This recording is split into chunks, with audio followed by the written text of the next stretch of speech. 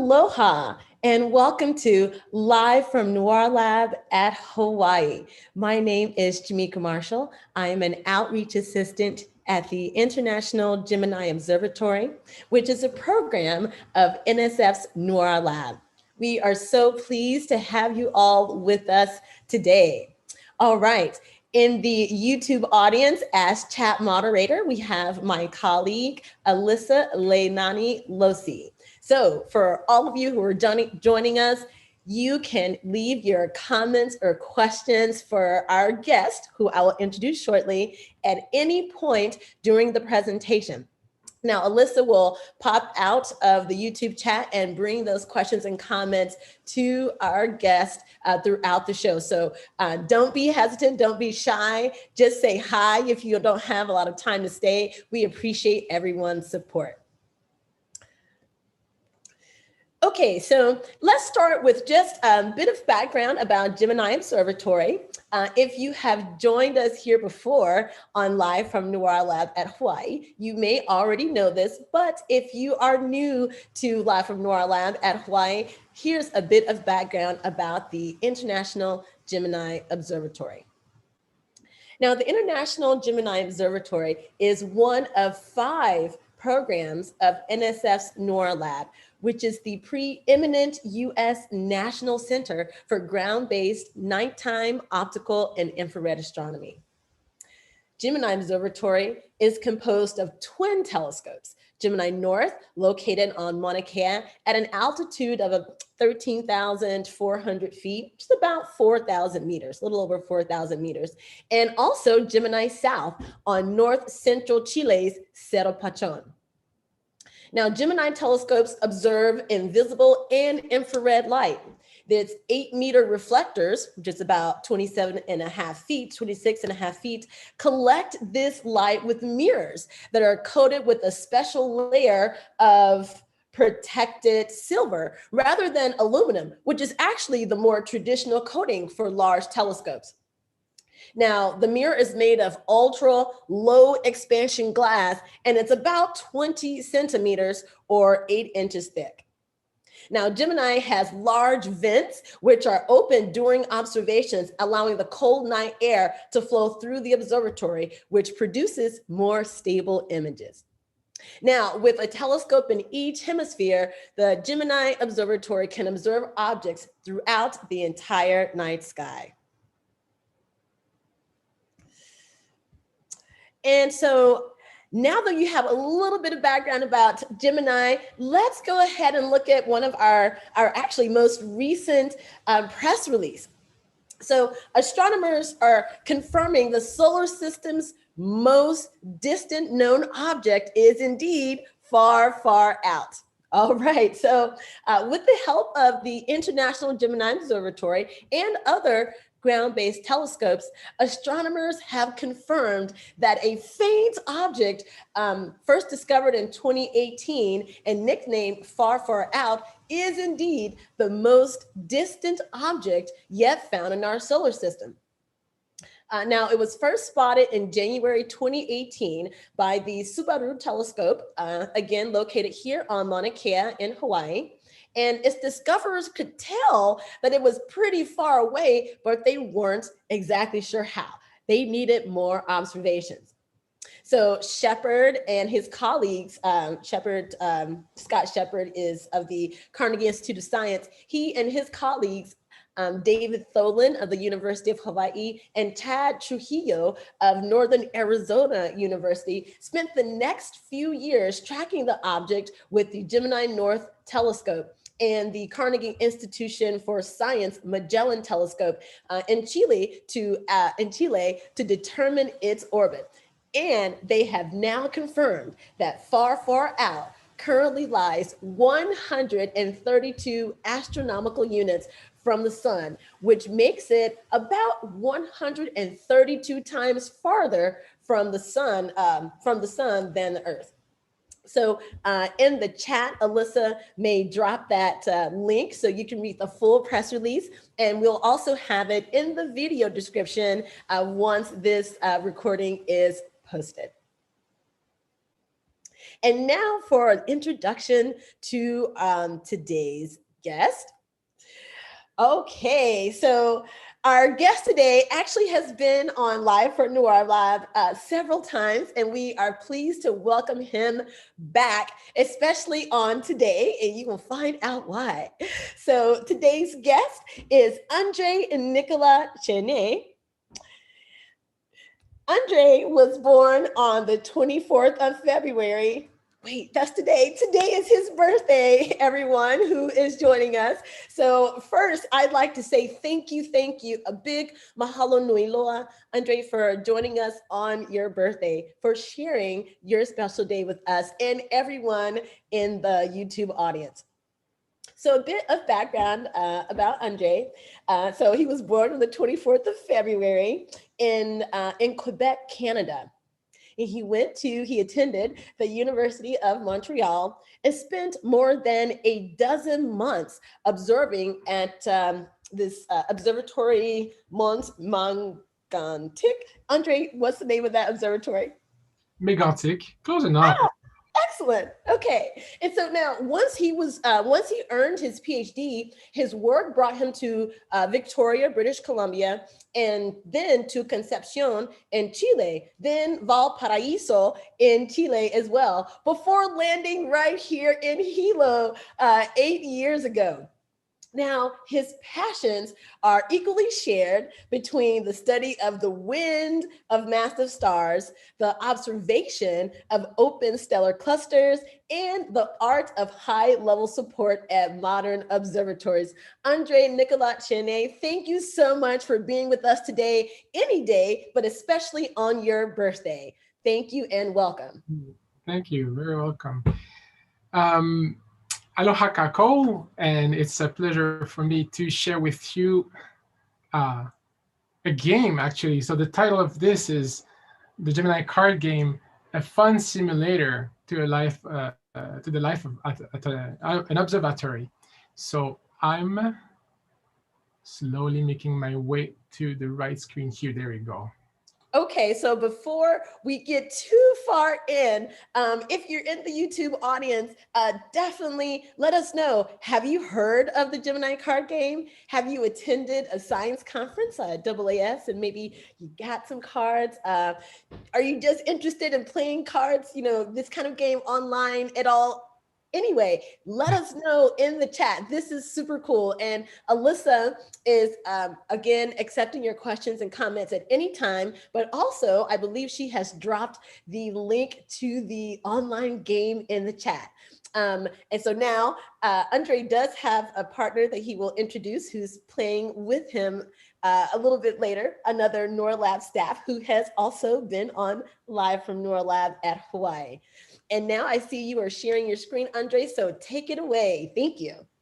Of course. So if you haven't heard of the game yet, then now you do. So the game, I'm sharing a couple samples of the cards that were made for that game. This game allows you to become staff at Gemini, basically, for the duration of one semester. So to make sure we're clear on what is Gemini, you heard it earlier in this presentation. There is one in Hawaii, another one in Chile, one called Gemini North and the other one Gemini South. The purpose is not only to be able to travel between those two great places, but also to cover the vast majority of the sky available from Earth. So we can basically observe pretty much anything one could be interested in looking at in the universe that is reachable from an 8-meter telescope. That's a very great asset. So the question you may ask when you look at all those pretty pictures is, how do we get those? And if you joined us last week, you heard from Dr. Travis Rector how we make those images. But the question here is, how do you get them? How do you observe them? And if you happen to be a scientist yourself, you may wonder, or you may have a vague idea of how you did get your own data from Gemini and similar observatories. So to make sure we're all on the same page, let's start from the beginning, where it all starts. So it starts with the scientist that has an idea and is very excited to thinking about using Gemini for their science. They put everything in a nice form and that they call their proposal, that is shipped away and that is flying through a bunch of different committees evaluating the value of the idea, if it will work, if it's interesting, if it's worth going on a telescope. And when it is, then this project lands at the telescope. The scientists either go themselves to the telescope to make their own observation, or, which is more often the case, they stay home calmly, quietly, and they wait for someone else to observe those data for them, and things are shipped through internet. In either case, everything starts with an idea and ends with a final image. This final image is the one that allows all the discoveries, the new understanding, sharing with everybody how beautiful the universe is. But that's not the whole story. There's a whole game behind the scene with hundreds of people making sure that everything is aligned, everything is ready for that data to be created. So that starts from making sure that all the systems are working, and those systems are extremely complex. They were built once. In our case at Gemini, maybe some were built twice because we have two telescopes that are nearly identical. And then once everything runs, and because it's built once is a big deal, because that means it's not out of the shelf stuff. It's prototyping and putting in place and hoping it will hold for a long time, and that requires a lot of maintenance. Same for the instruments, and the instruments have to be the right one in the right place when we need them.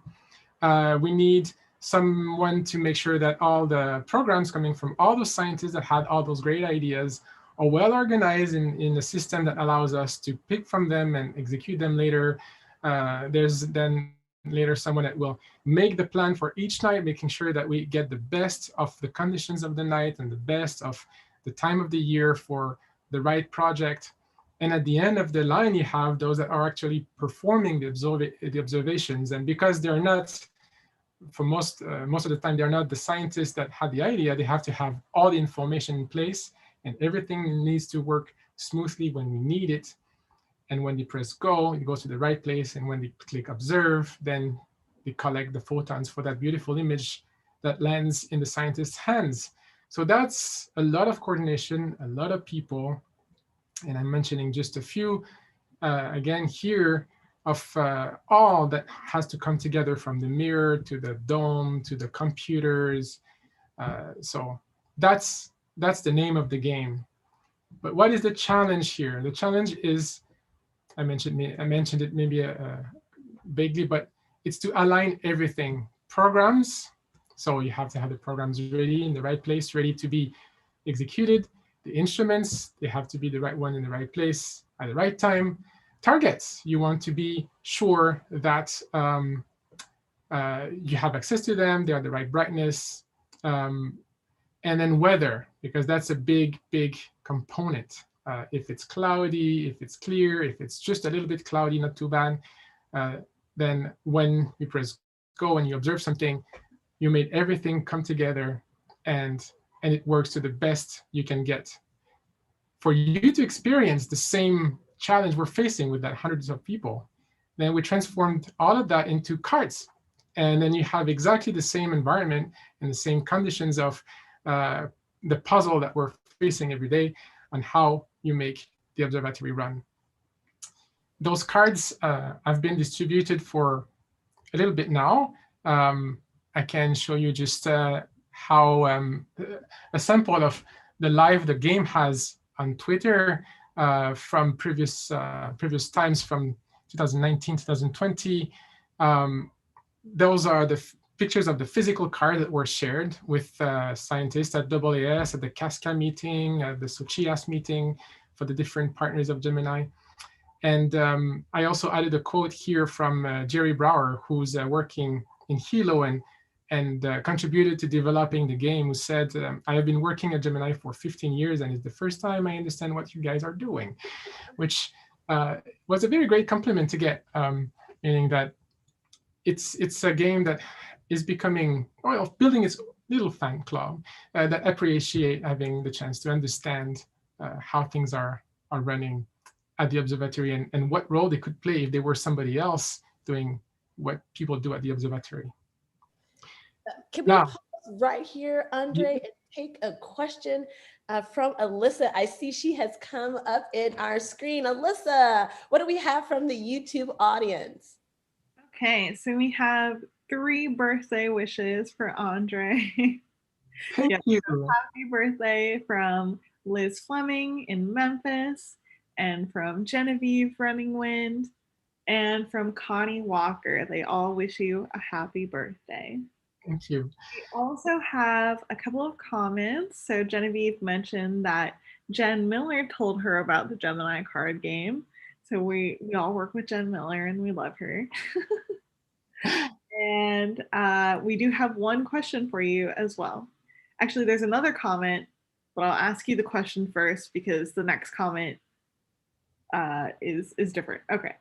So the question from Liz Fleming is, this card game is a great idea. Who created the card game? Oh, okay. So I created the card game. That's the brief answer. The longer answer, that I don't want to be too long, but the long answer is it became some sort of a collective effort at the observatory because the origin for the game to be created was the need to distribute nice things when we visit different countries to attend their national conferences. And being funded by UNSF, we generously get a good support for being represented there and bringing a lot of material. Yet it comes with constraints. We cannot just purchase any kind of cool tool that we can give away to people. So working within the constraints, we were thinking about prints. And we know that when prints are not practical and not nice, they end up in the trash bin. So we didn't want that.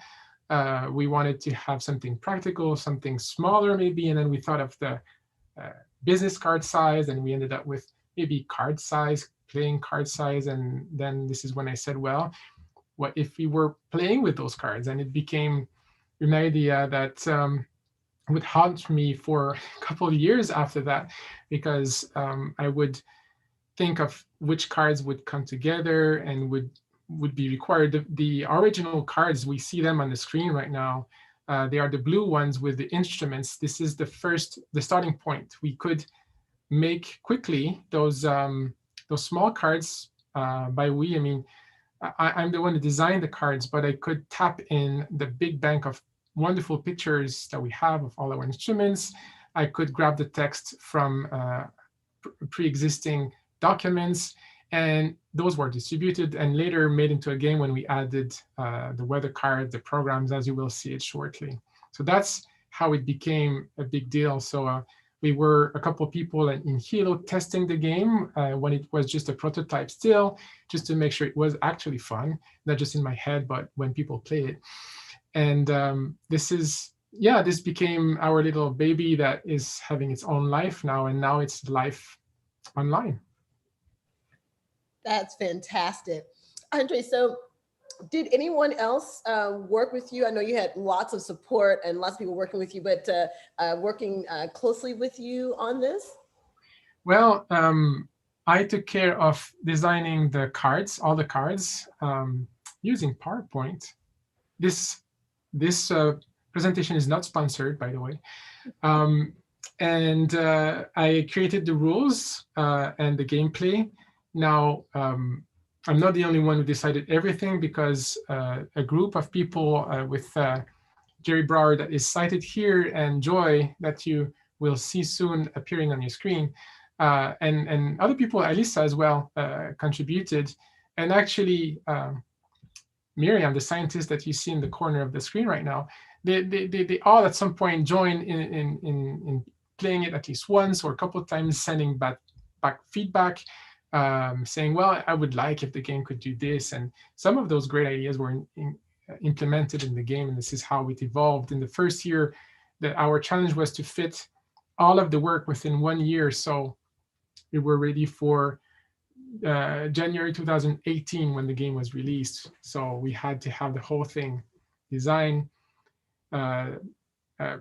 packaged, shipped, and ready for the meeting within 1 year. So it was intensive, and we had a lot of people getting their little to big contribution to make sure that we met destination. And a lot of great ideas came from a lot of different people. Amazing. I definitely have my own deck of the original Gemini card game, and I have played with who's actually. I think I played with Alyssa. I've definitely played with Miriam, who's pictured here in the bottom right, with Alexis, a few other people who also who are in the cards, who actually are kind of characters and who help with this development. It's really exciting. So I'm really glad to be here to see how the online version works. And before we get to that, I see Alyssa is back. Alyssa, what do you have for us before we let Andre move on to his next slide? All right, so just a few comments. We have a sort of hello from Alan Jackson. And we have Connie Walker said that we are hoping to have André-Nicolas as our presenter for our May 1st NSF NOIRLab's Teen Astronomy Cafe. Yes, be happy to join and use that as a teaching tool, basically, because it's fun, yet people get to learn a lot. I've had feedback from users saying, after I played that game, I realized how things were done at Gemini, and that helped me making even better programs for myself at Gemini. So it teaches pretty much everybody something as far as we heard. So that's great to hear. It's really satisfying to seeing it has this kind of return. Yeah, that's what I had. Well, so I talked about the physical cards. Of course, now it's online, which is great because it's much easier now to share and for people to have access, even though they don't have their deck in their hand yet. But don't worry, we're trapped in our houses right now. But as soon as we can get out again, we'll bring a couple of hundreds of those decks pretty much everywhere we visit for our conferences. And we hope this game will have also more development, because this that we'll be presenting to you right now is the basic game.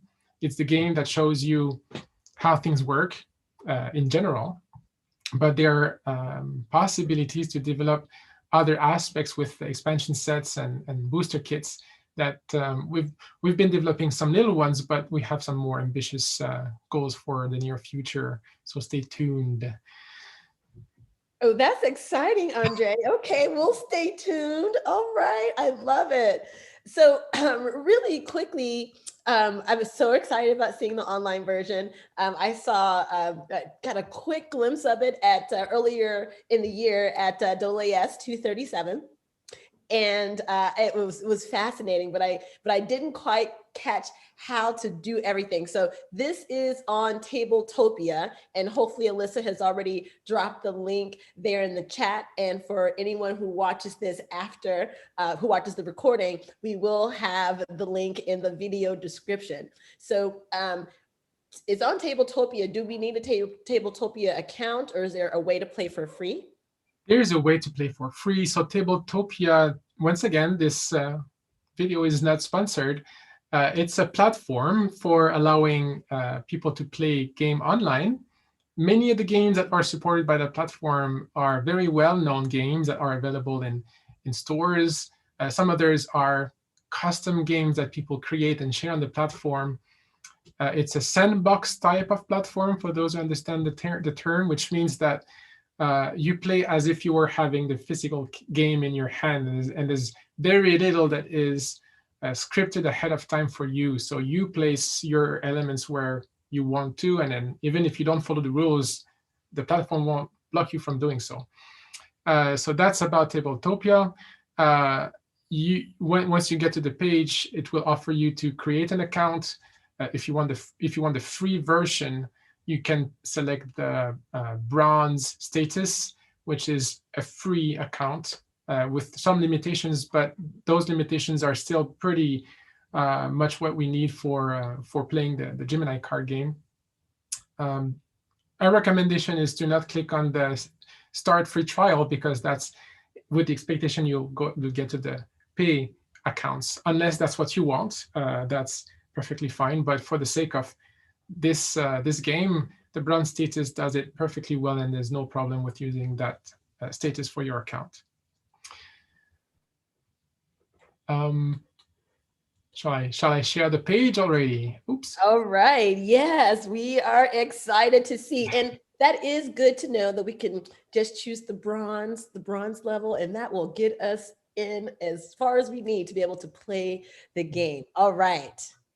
So let me share the screen of the game. So we were prepared ahead of time. So let me introduce to you Joy Pollard, who's a colleague of ours from in Hilo from NOIRLab. Hello, hello, and Hello. also Welcome, Joy. Welcome. Who also contributed to develop the game. She's our expert, in-house expert of the game. So we prepared a playroom, and we will start the game. This takes start now. This takes a couple minutes, like maybe one, or less maybe. It's about 11 megs, and because it's all online, it can take some time to load, so don't worry. There was something else. Do you have any questions while I try to remember what I was trying to say earlier? I do have a quick question, Andre. So it says for 2 to 4 players. What about having 3 players? Is it optimal to have an even amount of players, even number? Pretty much like most games, you can play anything between the limits, in this case, from 2 to 4. 3 is perfectly fine. It's just that the game may feel differently depending on how many people are around the table. And playing 2 is fine, and we'll show you how we do that. But playing 4 is the ultimate experience because of the exchange, because of the way the roles are being played. You will see that soon. But you know, it's hard to have 4 people available at the same time to play the game, and more often you're just 2. So that's perfectly fine. I figured out a way to play by myself, but that's not as fun. I don't recommend. Right. So right now, Joy and myself are on the board. We're now linked on Zoom. It's recommended to have a communication system running in parallel to the game, so you have a direct communication with your players, because that helps a lot having a good experience playing the game. This is where you land, and this demonstration is going to be a good walkthrough. So pay attention to some details. If you skip anything, this video will be available again for you to listen again and go through some details and learn slowly how to play. And nothing teaches you how to play as well as playing it yourself afterward. And here's Joy, who just joined the game apparently. Good.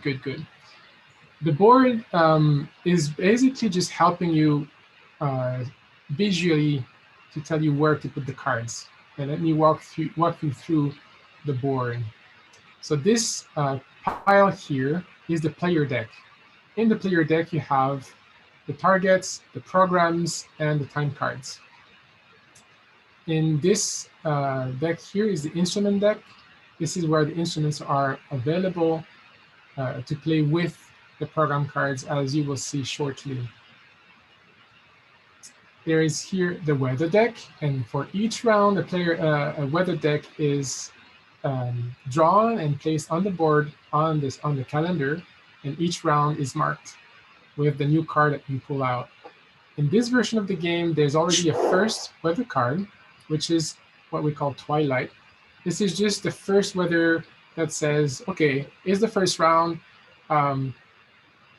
The last player may play 2 time cards if they can, but that's the only thing. And for the first round, there's a lot that needs to come together. So it's a round that is very different from the others, because you're setting up everything at the very beginning, and I will shortly show you how this happens. Each player takes color that is given by Tabletopia, but normally a color, but also a role. So let me zoom in, if you can, there we go, to the roles. So you're actually playing real people working, or people who used to work at Gemini. There are different roles. There's the engineer staff. So in this case, you have Pedro from Gemini South, who's software engineer. So that's someone that allows you to move instruments between programs with free of action, which is great. But you can flip your card from to the other side and get the other option, which is Vanessa, which is instrument engineer, who can bring new instruments into the game for free. Next to that, so I see Joy wanted that role. You can take it. You can take it. This is, I can do that. This is Marie, who is the chair of the TAC committee, the time allocation committee. So she's organizing all the programs together. So we're ready with the programs when we observe, and her power is to go get any program in the pile and give that to another player free of action. Though if you want the other one, you have Atsuko, who can go get a Band 1 program, and I will explain, of course, what that is in the deck and play it in the game as one action. That's pretty powerful. But of course, Atsuko is powerful. If you're listening to us, that's cool. You can be a science operations specialist whom the main activity in that game is to observe the targets. They are more efficient into observing, that's why. So for instance, Christy can put 2 time cards on a given target, or 2 targets in 2 different active programs. That's useful at times to go faster and be more productive. And there's Jen Miller, we were mentioning earlier. She can put as many 1-hour cards as she wishes on anything as a single action, which in the basic deck is a bit limited, but in future expansion can become extremely powerful. So that's the goal here. To finish, we have Ivan, who was with us for a limited time because he was an intern, and that's his role. The intern has an extra card in his hand, of course, because that's what interns allow, to have more cards in your hands. And you have Kathy as a project support specialist, who draws cards ahead before anyone else. You will see that in the mechanism. That's very nice because you can plan ahead better the next round before you get to it. So those are the roles. And at the very beginning, they are distributed as the players wish. So I will take Vanessa as the first player because that's going to be convenient to be able to bring instruments to the game early. And yeah, you can take Atsuko or Marie, and I will take Jen because it's our friend. So, and it's my birthday, and I decided I take Jen. I love that rationale. That's exactly right. It's your birthday, so you get first choice of which character card you want. I love that. I have a quick question. So as you're saying that you do some potential, revisions and expansions periodically, is there a way for people who play the game to send you feedback for their gaming experience, but also suggestions on what they'd like to see? Well, let me start just by saying we have Gemini.edu GCG for Gemini Card Game is the current page where you find all the information about the game. I think there's a place there for feedback, and if there's none at the end of this presentation, I'll make sure there is, because that's a great idea. And I'll make it visible. So that's the place to go for feedback. Thanks for asking. Awesome, definitely, thank you. You're welcome. So when you're 4 players, you can, each person takes 1 role, but because we're 2, we will be playing as if we were 4, except that we will be playing one and another in 1 round in turns. Right.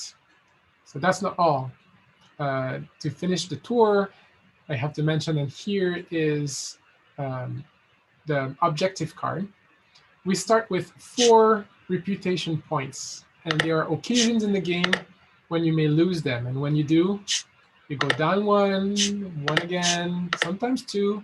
And if you end up losing all of them before the end of the game, the game is over and everybody lost. You lose funding and you have to find another way to repurpose yourself for the next semester, which means you try again with another game. But if you make it to the end of the game without losing all the points, then you can count points from the program that you completed and different actions you made, and your final score will give you what type of victory you got, from not bad to good to great to fantastic to epic. And of course, you're dependent on weather and availability of instruments and of programs, so you do the best with what you're given. That's the challenge. But when everything is great, then you may end up in that rank here, which is always a great feeling. Yeah, so I will start going through the first round if there's no further questions. Actually, yes, go ahead. Before Yes. you move on. Yes. So Liz Fleming has asked, what is the best strategies a player should use to win the card game? And can a novice stargazer possibly master it? Good. It's an excellent question. And I have two possible answers. One would be figure it out, but that would be mean, right? The goal of the game is to complete as many Ben 1 programs. And actually, turns out that in the basic game, you have to finish them all. There are 4 Ben 1 programs, and you have to finish them all. If you don't, that's fine, but it's 2 repetition points per program that were not completed. So make sure to keep your repetition points if you think you may not complete them all. As a result, to avoid losing the game, it's better to pull out those Ben 1 programs as early as you can, so you can work on them when you have the chance. You will see when we go through a demonstration of the game what's involved with saying that. And it turns out that what I just said is the same strategy we're having at the telescope. So that's the beauty of it. We set up the rules, basic rules, and we end up having the same behavior that we're actually having when we're at the telescope and when we're planning for the night. Now that is exciting to know that going through this game, as you said, it's a observatory life simulator, but you're saying this really does parallel pretty closely to the thought process and the thoughts and the choices that you have to make, that operators have to make on a regular basis. And that's just amazing. Thank you for the explanation, and thank you for the awesome questions from the YouTube audience, from the chat. All right, we're excited to see the next step, André. Let's go. So for the next 20 minutes or so, let's play that. So Joy, just for the fun, I think it's if we do turn-based clockwise, that will enable a button that says, now it's your turn, and you end your turn, which is a great way to communicate to the other players that you're done. It's not mandatory, but it's just very convenient. When we start, we deal 5 cards, and all the mechanisms of how to do that are standards in Tabletopia, a couple of right clicks and select the objects. So you can see my hand, you cannot see Joy's hand. The rule here is we do not tell the other player exactly which cards we have in our hands, but communication is widely open beside that. So I cannot tell Joy I have 1 card with 2 hours, because that's telling too much. We want people to collaborate, but we don't want one player to decide for everyone. And another rule is to make sure that the players that it's the turn has the first word in what they would like to do to help everybody before others join in and work on the strategy. Because it's fun when it's a real collaboration with everybody having their role. The first thing you need to finish before anything, it's this card here, which I did not present yet because I knew that would be a better time to present it. It's what we call the checkouts. The checkouts is just a couple hours we spend on Sky before we do anything, just to make sure that everything runs smoothly. So we want to make sure the telescope runs well and the instruments are aligned and we are ready to go for science. It requires for 3 hours spent on this program, and it's fine because it doesn't require any specific weather. Any weather is fine. So for the first round, it's a special weather type, which is, take your time, take this round for putting things together, and the last player may play 2 time cards if they will. The last player would be Joy when she plays Catty. Looks like she picked Catty. I am, in this turn, I am Vanessa, and Vanessa can take an instrument from the instrument deck and place it anywhere free of action. Well, anywhere there's an active program, and the only active program right now is the checkout. So I can take this instrument here, which is Genius, and place it here on the checkouts, free of action. So I did that, and I didn't have to spend my action, which is great. I can now release a new instrument ready for action. And what should I do next? If I had a program here, it would be great to have it on the game already, but I do not. One thing I could do is to put time on the checkouts. I could finish it in one shot if I wanted, but I can ask Joy if she feels comfortable with me completing the checkouts right away.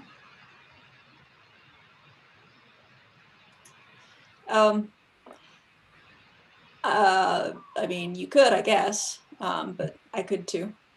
You could too. It's just that I have very little better to do at the moment. Okay. And that should unlock. That's fine with me. Good, good. So in one shot, I use my 3 hours. Boom. And that's it. I could have used 2 hours and wait for Joy to put 1 hour, and I would have kept my 3 hour, which is a very good card to have in your hand for another time. But we're not going to play for more than 20 minutes, so I'll just do that. The checkouts are completed. This card is now flipped. I type the key F for that, and it stays there. It changes its purpose. Now it's becoming a pool weather program. So I can continue to put time there. The time will not be discarded. The time will stay there. And for each hour I put there, it's 2 additional points at the end of the game. So that's a great thing to do when you have nothing better, which may happen during the game a couple times. Sometimes it happens during observations too. Exactly, exactly. And that's in reality exactly what happens. Those are fillers, we call them. Fillers that make publication and discoveries. And it's good to do that rather than nothing. So that's what we do. Yeah? May I ask a quick question here? Go ahead. Okay, so, oh, excuse me. So I'm curious. So you enjoy or playing. Are you partners? Are you trying to play against her, or are you collaborators? Did we forget to mention that it's a collaborative game? Okay, that's what I thought. I wanted to check. Everybody wins or everybody loses, and we play together. I forgot to mention that because still there's a lot of people who don't understand, we're not accustomed to the concept of collaborative games, or are used to seeing those games to be for kids. But it's becoming more and more of a thing, games that are collaborative. And this was the best format to really represent what's happening at the Observatory, because when you want to make the things run, you don't compete, you collaborate. So that's how this game was decided to go along those lines. Okay, that makes total sense. All right, thanks for clarifying that. You're welcome, and thanks for your questions and allowing me to clarify that. That's quite fundamental to know and before we move forward. So I wasn't sure if I had missed it. That's why I wanted to stop and ask. Good, good, good. So I will happily end my turn here and let Joy take over. So Joy's options here, because I already did a lot by completing the checkouts, is to open programs if she has any in her hands. But being Atsuko in this round, she can go in the deck and look for a Band 1 program. Would you do that? Sure, yeah. I was just trying to remember how to do that in Tabletopia. So, okay, let me do that for you, because people can see my hand. Otherwise, you would do it and I would let you do it. But that's a great opportunity for showing how Tabletopia allows you to pick a card in a big deck. Yep. So what I do is I right-click and I can select all my cards, flip them with the F, and slide them on the table and let them there. Now I go on the deck and I can draw like 24 cards. Turns out that I have a band 1 program here already, or another one there. It doesn't say you have to pick the first one. Oh, does it say, let me just make sure. Draw. First band 1, yeah. From the top. So because it says from the top, it means as soon as you get one, that's the one. And I think I would assume that's the top there, and that's the program we can activate. And then I select everything back again. I flip them again. I select everything and I make sure not to drop them on the table because that would be a mess. I wait for the deck to turn red when I have the mouse on it, and I drop it. And all the 23 cards are now back into the deck. I right click, I shuffle again, and now I can shift and select my 4 cards and bring them back in my hand. This is the full process. We didn't find anything faster than that. It works, and it works as long as you don't drop all the cards all over the place. And if we were playing this for real, we would have to do the same thing. We'd have to manually go through all the cards. So that's what the sandbox platform means. It's that would happen. And you say, well, it would be hard to drop all the cards on the table if you had it in your hands. Well, you may be wrong. It does happen. So, Joy, I think if I understand, that was your action. I did it for you, but that was yours. Right. So Atsuko does that as an action? Yes, as an action. Okay. So that is her action. So I will end my turn.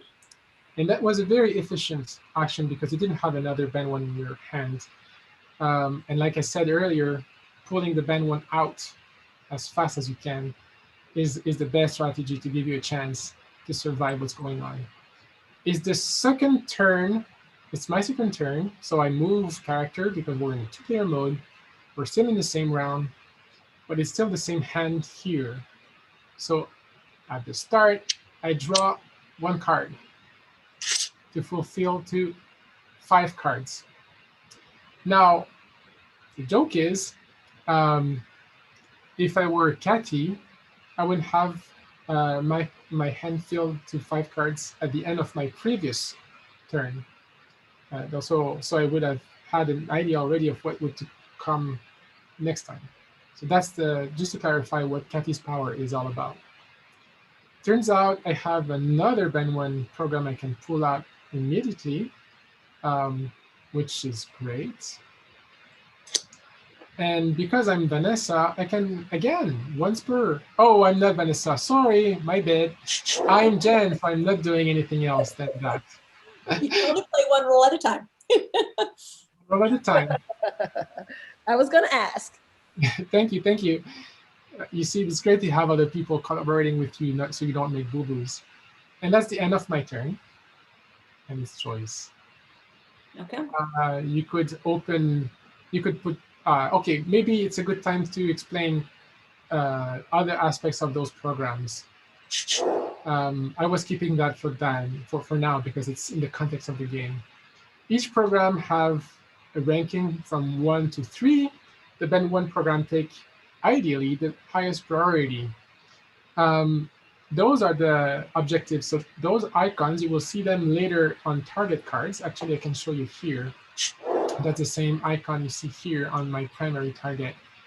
That means that this calls for 2 primary targets that need to be completed, and it has to be done in imaging mode. Okay, that mode corresponds to the instrument. That instrument, NIRI, allows for imaging. So that would be a nice instrument to put there. However, there's another thing that needs to be matched. If the mode here, you have this green target icon here, which means that it's adaptive optic mode, which means that we have a system that improves the quality of the image. And that's something that GPI can do. And we have this other instrument that has the same icon here available. So that would match great this program if I compare with the other program, which says, I don't mind, it can be with or without. The red one with the bar means it's not an AO mode, and that could work with NIRI just itself, except that, well, NIRI is imaging, and that's a program for spectroscopy. So we'll have to wait for an instrument to do spectroscopy, or the engineers who's already active and ready if we decide as an action to move it across from this place to the new program. So those are the options we have. Move instruments or place targets so we can start observing the right thing on the next round. I have a question about that last card. I think you're looking at Geniers. Yes. And Geniers under there. Could you pull that card again? Here it is. Yes, please. Okay, so this is the Gemini Near-Infrared Spectrograph. So it says it's a long slit spectroscopy, and then it talks about these different bands, J, H, K, L, or M band. Can you quickly tell us what that means? Absolutely. Thanks for asking. So that's the original purpose of the game, is to communicate information that is useful for your actual life of a scientist. So as you play the game, if your mind wanders away from what's currently happening, would you have the luxury to do that? You could just go and read what's on those cards. So in that case, Geniers, it gives details about the actual real instrument on Gemini and Gemini North in that case. If I take another card, let's take that time card here, it just says contact the Observatory and or the NGO. Gemini users understand that term is the National Gemini Office for any help you may need with your proposal, program, or data. So those are kind reminders of good behavior and good tricks, how to be successful with your program at Gemini. And each and every card has a different flavor text. This is for people who know card games, they know the term flavor text, which is not, has no action in the game, but is kind of nice to know. For the targets, actually, it explains which object you're looking at on the card. So all those images were taken out of image gallery or press releases with explanation of the science that was made possible with that discovery and so on and so forth. So have fun reading them when you get the chance. And for this demonstration, I will not mention them again, but because they don't have any role in the game, but they are fun to have. Plus, you always have a URL that relates to the topic of the card. In this case, this will lead you to this instrument to know more about that instrument if you would be interested into using it. So that's the whole explanation for your question. All right, so it sounds like it might be a good idea for me to play Geniers on possibly this target here. That's yeah. So now we have your active program here. Now it would have Geniers as an instrument attached to it, allowing us on the next turn to put time on this. Now that means we cannot put time on this until we can put another instrument on, which is not a problem at all. I see. But the band one is our first priority. But the band one is our first priority. Okay. That was your move, I guess. Yep. That was the end of my second turn, which means that's the end of the round. At the end of the round, because you're Catty, you can pick your fifth card right away. I didn't use a card, so I already have 5 cards. There you go. That is very true. Now it's my last turn of the first round. Looks like Alisa has a question now. Yes. Okay, we have a question from Liz. She said, is there a kid-friendly version of the game, especially if you're trying to pique the interest of future scientists? Yes, I like that question. That's the version we have for now. And there's been a kid version that I had in the back of my mind in the same fashion as you may have those classic games being watered down for being more accessible for young kids, like Catan. You have Catan Junior and those things. There's a possibility to developing that in the future. It does not exist at the moment. Yet, I have to say that there are 8-year-old kids that have played that version and enjoyed it quite a lot. Of course, it's very engaging for the adult playing with them, but they enjoy making their own decisions. And if they are into the game enough, then it's not a chore at all. And if you don't mind being absolutely successful every time, 8-year-old is a fair age. It's not the target audience because you may already feel that it's a steep learning curve as you follow this walkthrough. But you'll see once we get used to the mechanism, and once it takes about 2 rounds, and I think we'll just have time to get there, it becomes a little more natural, and the decision making becomes less faster. Let's put it that way. Thanks for asking. So if anyone listening and is part of NOIRLab and would be interested into developing a kit version, I'm happy to collaborate on that. You see, I used the word collaborate again. You know, that's the life of an observatory. Yes, I love that. And these are amazing, great questions from the audience. Thank you. And I just want to give you a heads up that we have 5 minutes left. So maybe you and Joy could do one more play, and then we'll go back to Alyssa for our final questions and comments from the YouTube audience, and then we'll wrap up. Got it. So let me just then finish the first round and kick off the second round to have a full idea, and I'll go as fast as I can to finish all the mechanisms that are crucial for understanding how the cards play together. It's my last turn of the first round with my second character. Once you listen to that video for the 4th time, it may make sense what I just said. I need to put my hand back to 5 cards. There we go. I can count up to 5 still. Now I will show another mechanism that is pretty awesome with the game. So first thing, I have 2 choices. I could pull an instrument to the other program, but for the sake of this demonstration, I will show another thing that is very important understanding. I mentioned the cards, right? The target cards. And this is calling for 2 primary targets. And this one is not primary, it's bright targets. Fine. But it does qualify if when you play it, oh, I did something funny. Wait, I didn't get, okay, good. I flip it over upside down. So I'm sorry for the displaying, not to show what I want it's upside down, but I'm playing now this side up. And this means this bright target becomes a primary because now it's observed in this mode with the green circle, which we call the adaptive optic mode. So that means if I zoom in, whoop, that was aggressive. Sorry, there we go. You see those circles match now. And this icon is here saying, okay, now that corresponds. And when we have an instrument with the imaging mode and all the things matching, also, we have to make sure that the site, I was waiting for that to mention it, the site has to match as well. So north, south, this is available for both sites, it's fine. But this program here will require targets that are north or north-south. And for instance, this target that is only south would not qualify.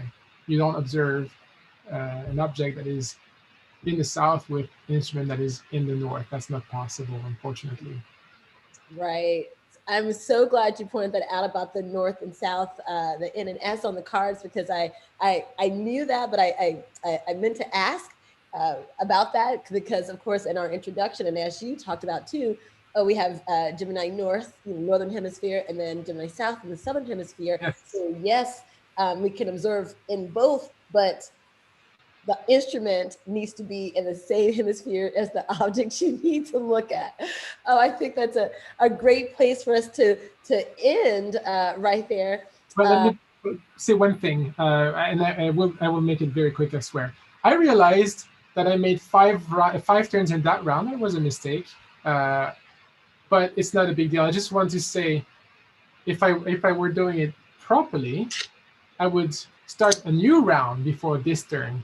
And this is done by pulling a weather card that goes into this second place here. Now we know it's a good weather, which means we cannot do everything. Those icons, you will recognize them, and those icons, you will recognize them. You can read the details on how this works. But that means we can do many things, everything this round, And this is how you decide, okay, where you put your time. When you put the time, you put it on the target. If you have the instrument available, of course. So this is how this looks like when things are getting aligned and you go along the plane. I will stop here because I think we went through most of the dynamic of the game. Thank you so much, André-Nicolas, Chené, and Joy Pollard of Gemini North. We definitely have some questions. I think I see Alyssa. Alyssa, what do you have from us for us from the YouTube audience? Okay, so our final questions and comment from Alan Jackson. Alan says, wow, great idea with making the cards head to toe flippable. And his question is that tutorial the same game but with hand cards? Yes, the main difference is basically in the dynamic with Tabletopia, but the game itself is the exact same. Yeah. Except Right. when you made that one, you didn't have the starting weather card, but. Yes, so the basic deck does, so those who went to the Honolulu meeting a year ago had the chance to get this first card that we use for this tutorial. And it's just a nice card to start the game with for those who have the luxury of having one. All right, one more comment from the chat. Connie Walker says, fantastic and thank you. You're welcome. Thanks for that. Amazing, amazing. Thank you so much, both of you, André-Nicolas, Chené, and Joy Pollard for being with us today as our additional player. And of course, thank you to our moderator, Alyssa Leinani-Losi, for taking your questions and comments and for keeping everything going. So next week, right here on Live from NOIRLab, I will share my screen here real quick for our look at what is coming up. So next week, we are down in Chile. This is our En Vivo desde NOIRLab. This is going to be March the 3rd. Contaminación lumínica, so light pollution. ¿Cómo convertirte en un héroe para la astronomía? How do we make you become an astronomy hero? So our colleague Juan Seguil will be talking about the globe at night. And you've been hearing from Connie Walker in the chat. This is one of the programs that she leads. She's one of our NOIRLab colleagues at Kitt Peak Observatory. And so Juan Seguil will be talking about light pollution and the Globe at Night March campaign in Espanol, in Spanish. So please feel free. We hope you can join us for that Spanish language one next week. Now, the time is, of course, different, 1600 hours Chilean time. So be sure to check that out if you can. I'd like to say a big happy birthday again to our science guest. André, thank you for sharing part of your birthday with us. And I will give you the last word. Me, the last word, airplane. And there we have it, the last word from our science guest today, André-Nicolas Chené. Thank you all so much. Have a good rest of this Wednesday. Aloha and mahalo. It was a pleasure. Goodbye.